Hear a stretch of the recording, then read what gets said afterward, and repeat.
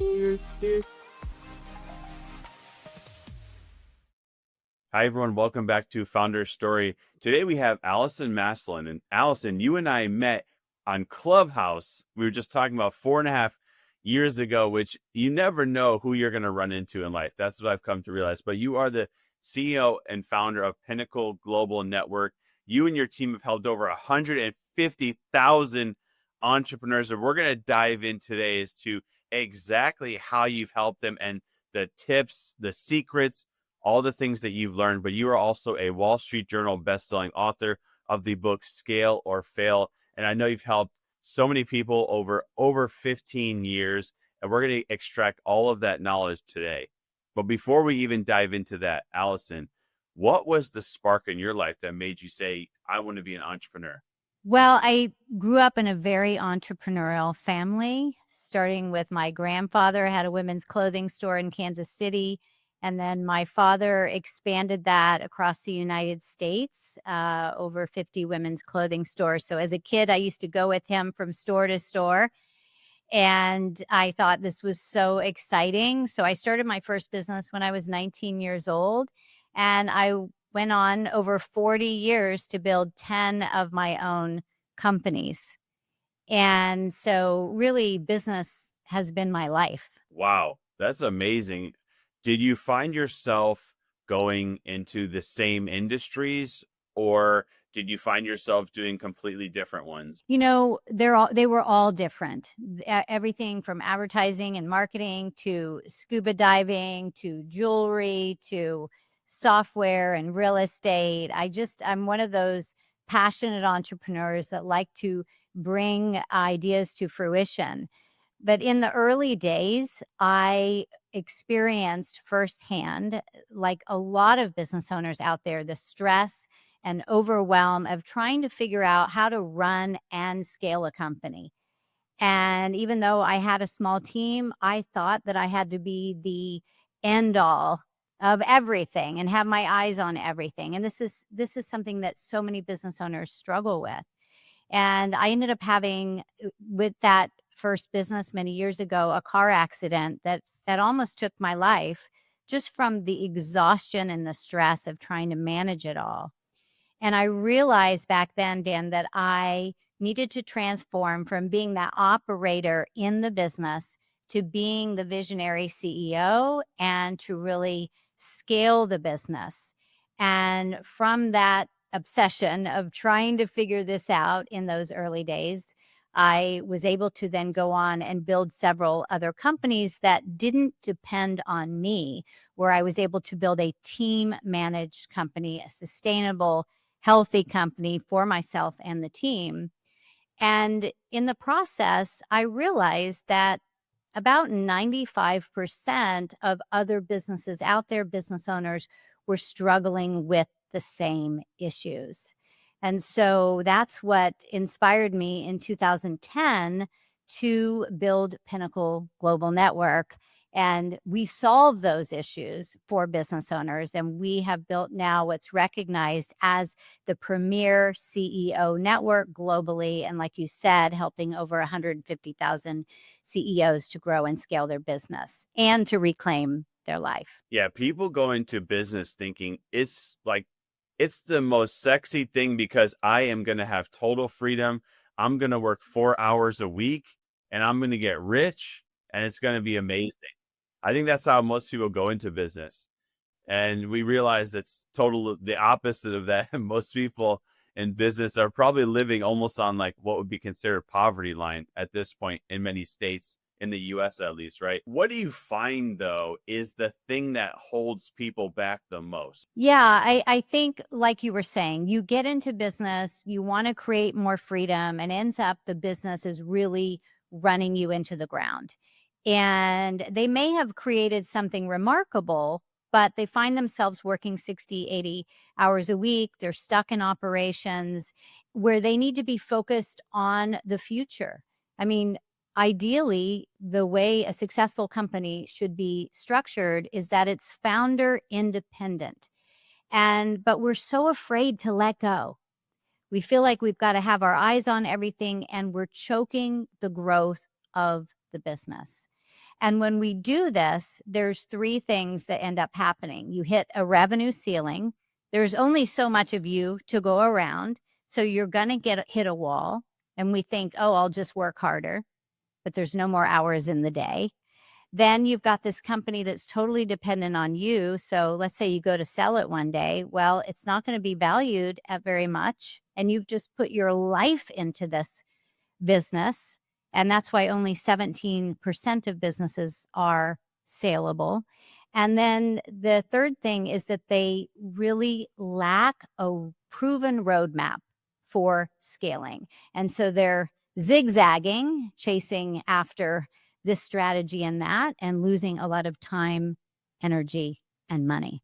And so that's, these are the things that we solve at Pinnacle Global Network, giving them a clear, proven roadmap to build that team managed company, to multiply their growth, and to give them their life back. I think we all want those three things that you mentioned, by the way. Energy, time, and money are what's going to help us live to 140 years old, hopefully. So I'm curious about the mindset shift of somebody when they're in the six-figure range mark revenue to the 7, to the 8, to the 9. What are you finding is that mindset shift that needs to happen? Yeah, well, the mindset really, Dan, is absolutely everything. And we are creatures of habit. And so what we do, and we do what we know. And oftentimes business owners are trying to operate the way they did in the early days and just stretch that as they grow. And they have to really move from being a boss to being a leader and empowering the team into action. Now, there's 5 clear phases of scaling a business. Would you like me to share those with you? I would love to. Yeah, thank you. Because I think that will help to even clarify this mindset piece even more. So in phase 1, when you're the startup, it's all you. And that's an exciting time. You're passionate. You're excited to get your ideas out into the world. But there's no scaling that's happening here. Everything is dependent on you. And we all start there. So everybody goes through that startup phase. And then you get into what I call the pioneer phase. This is phase 2. And in the pioneer phase, you are in the mid 6 figures of your business, let's say around 500K in revenue. So you're starting to build a small team and you are in the thick of, you're getting your hands dirty, you're out on the plains and you are optimizing your products and services and you're getting more clear on your ideal target market. But the challenge is that you're so afraid to let go. It's your baby. And you're afraid to trust this team and you have a lot riding on it. You have a lot of expense, a lot of people depending on you. And so you feel like that you have to be a bit of a control freak. And so oftentimes business owners get stuck in the pioneer phase and never leave. And this is why the business really doesn't grow. You think you're helping, but you really are hurting the business overall. Now, if the business continues to grow and you start adding more team members, then we're going to get into phase 3, which I call the ringleader phase. And the reason I call it the ringleader phase is because it's a bit of a circus in phase 3. And you might think, well, Allison, could we just skip phase 3 altogether and hop on over to phase 4? But it's kind of like those awkward teenage phase. We all have to go through it. And I mean, there's good things that are happening in phase 3. You're getting more clear on your vision. You're putting systems and processes in place, having regular meetings and so forth. But the biggest mistake that business owners make in this ringleader phase is that you're bringing people on the team before you're clear what success looks like. And again, you feel like you have to be the hero and you've got to answer everybody's questions. A lot of that same fear, that mindset piece of, oh my gosh, if we make a mistake, the whole thing is going to fall apart. I have a hard time finding good people. These are some of the stories that these business owners are telling themselves. And so you bring on people and they're not really clear on what success looks like. They may not be clear what the vision is and what they're really reaching for. So you have a frustrated business owner because the employees, maybe they're not hitting their mark, but a lot of times it's because they don't really know what that mark is. There's no real strategy behind that. And so this is where that hamster wheel starts, and the business owner starts to burn out. They start to get health issues. They start to have relationship issues. Even divorce is not uncommon with entrepreneurs because they become so obsessed. You wake up with it. You probably know what I'm talking about. You wake up with it. It's on your mind. You're off to the races until you fall asleep, hit the bed at night. And this really is not what's going to help you run a successful business. It's the story that we tell ourselves. And so what happens to switch that, to move on to phase 4, which we call the co-creator, you've got to start building a more collaborative company with the team. It's no longer top down or even bottom up. It's horizontal. You're building the company with your team, and instead of constantly answering their questions, telling them what to do, you are saying things like, well, what would you do in this situation? Why don't you put a plan together and present it to the team? And they start tapping into the brilliance of the team and realizing that they don't have to be the decision maker, the rainmaker, and the everything maker. And you start shifting from being that boss to being that leader. And now you start seeing leaders emerge on the team, those shining stars that can take the vision and run with it. And then you, as a CEO, can start to slowly step back and move into phase 5, which I call the visionary role. That's phase 5, where you have this founder independent company. You now have a life. You can actually go on vacation and not be on your email 24/7. Trust your team, and it's going to start growing so much faster. And I can just give you a quick example of that, like a few of them actually. Marshall Doyle came to us. He'd been running his company for 20 years. He had not taken a vacation in 20 years. He was working 60 to 80 hours a week in his machine calibration company. And he had 35 employees, but he had his hands in every area of the business. And we said, Marshall, we are going to extricate you from the day-to-day of the business. And he laughed like, ha, ha, ha, ha. Like this, how is this possibly going to happen? And within 3 years, he took that business to the 9 figures, moving that into the 9 figures, well over 200 employees. He also went from working 60 to 80 hours a week to needing to attend 1 meeting a week. And he was able to acquire actually 35 other companies because now he had the time to be the visionary CEO of the company. And think about how many people he's able to help and employ and make a difference in their lives because he was able to focus on that. And so now he gets to spend time with his wife and actually take those vacations and spend time with his grandkids.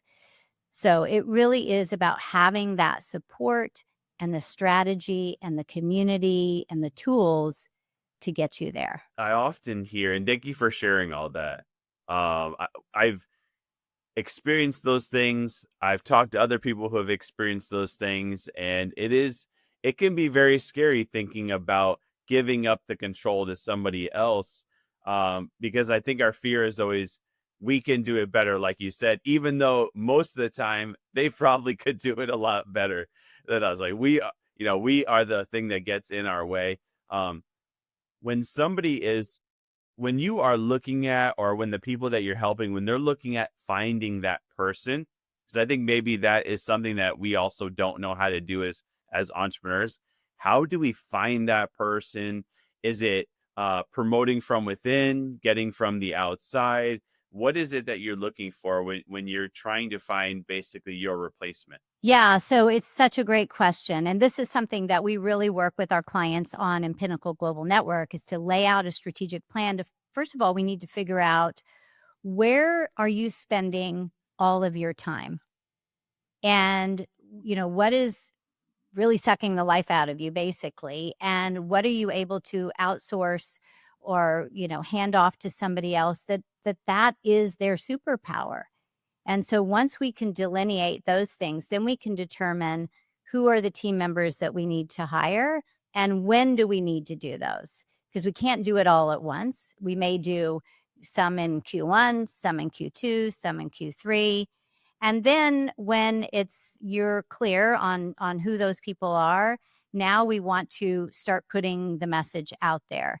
Now, one of the biggest mistakes that business owners make is they just place an ad and they put the skills that they are desiring and what's required of the role.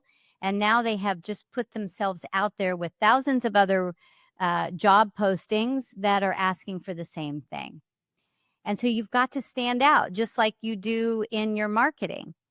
And so when you think about your employees, these are human beings that are looking for a home. They're going to be spending more time in your business than probably time at home. And so they want a place that they feel appreciated. They want to find a place that has a mission and a vision that they feel they can be part of and that they can contribute to and truly make a difference. So when you're posting those ads or putting it out on social media or emailing it to your list or asking for referrals, you want to lead with culture and vision and mission before you even list what you're asking for in the role, because then you will start to attract those people that are also in alignment with that. Because if you have a team of highly skilled people, but they're not in line with the vision, you're going to have a team in chaos. And that will often sabotage a company. So it's not just putting people in a position, it's really having the right strategy to find those people. And what happens is that if you get someone that is the right fit for the company, that's going to be passionate and all in, not only do they completely pay for themselves, but they fuel the growth of the company to a whole other level. They're actually driving revenue for the business. And so by not bringing them on, you're actually losing money. Wow. As you're talking, I'm thinking about, okay, lately I've been dealing with this issue, and these are the things that have been frustrating me. And I really need to hire someone to do it because I've been trying to figure out ways I can do it better. But the reality is I should hire someone to do it. So this has been, really inspirational and transformative. Just listening to you right now, I couldn't imagine also being a part of your group. And I know a lot of people that are a part of the group that you have, and all the people that you've helped. You've built an incredible personal brand, and you've seen just how important that is.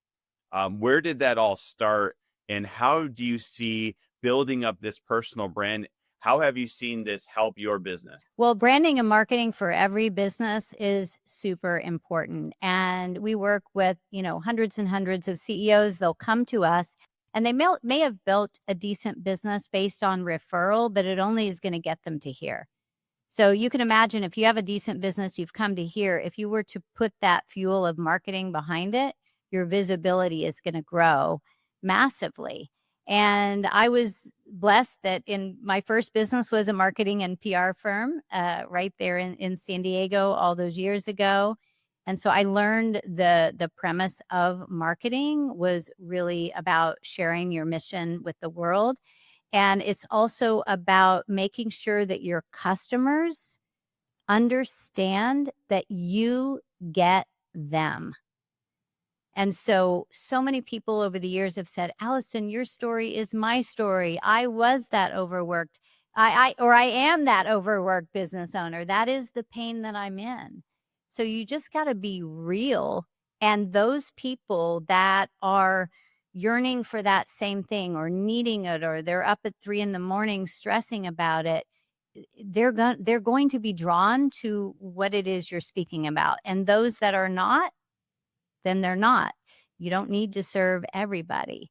So you want to make sure that you're speaking to that customer. I just have developed this brand over the years. I've had a podcast for many years. But it's also not just building the personal brand, it's important that you build your champion brand of the company. So if you are just building the personal brand and people don't understand the brand of the company, because for us, Pinnacle Global Network, what really sets us apart is that we have a team of close to 40 high-level CEO mentors that have all built multi-million-dollar companies that work with our clients all over the world to help them scale. We match them to them. And so it's not just about Allison out there doing this thing. It's important that you also get the message of your team out there. And that's what's also going to help you build that team managed company so that you can step back and be the visionary focused on the future. If it's just all about you, then you will always be the end all. So it's important, Dan, that you have the balance of the two. I've seen that because I've seen you build up your personal brand, author, all the things that you're doing at the same time, simultaneously building up the company. So it's not like, one, I think a lot of people, one is offset. Either they're building up the company, but not building themselves, or building themselves, and I have no idea what they do. So they're obviously not building, the company part. I'm curious, and thank you for sharing that, by the way. I'm curious on the impacts of AI when it comes to, there's all this talk around having less employees. It's like the one person company to hit $1 billion. Like that's like Yeah. waiting for that to happen. When I don't know why even the $1 billion mark is always this thing that most of us, like, we're probably not going to hit it. So I don't know why we always think about unicorn, but how are you, or what are you feeling about the impacts of AI, good and bad, to the future of companies? Well, look, we have to embrace it. When the internet came on, those that said, it's just a fad, if you remember that, and then everybody got on and, we had the dot-com bust and so forth. I think that obviously we can't fear it. We have to walk towards it. I mean, there's so much unknown for all of us, but there are some amazing things about AI that can help us become so much more efficient, move faster, further, and it will allow us to do many things without so much overhead, which is often makes it so difficult for business owners to grow and thrive. Now, I also feel one of the things that I love about business is team. And personally, the idea of being by yourself building $1 billion business, well, look, I wouldn't turn it away, but it also is so much so rewarding to bring people along, and we all grow together and we all make an impact in the world together. I think that our scale it method, which is our proprietary method that runs across all industries to help them scale. We have the tools and the strategies. The I and the T represent innovation and technology. And so we've very much incorporated AI throughout our whole company and in our software to make us more efficient and, be even more creative and so forth. I think what we are going to be craving is human connection. And it's lonely at the top for business owners already, even before AI came on the scene. And so I think it's super important to, as much as we are embracing AI, is to surround ourselves with other business owners, other leaders that get us and that can support us through the process. And so I think it's the best of both worlds, and that's what we do at Pinnacle Global Network. I can really appreciate that. It's like there's like an intrinsic value, or the internal benefits and gratification of seeing other people be successful. Those people making money, and then maybe they buy a home, and then maybe they have a family, or they get to take the vacations. I'm with you. That to me is almost more gratifying than seeing myself do it. And it's always nice to see where employees go, and then they go and work for another company, and then they continue to be successful, and then you see them 20 years later, and it's really an amazing feeling, because you're right, it is very lonely.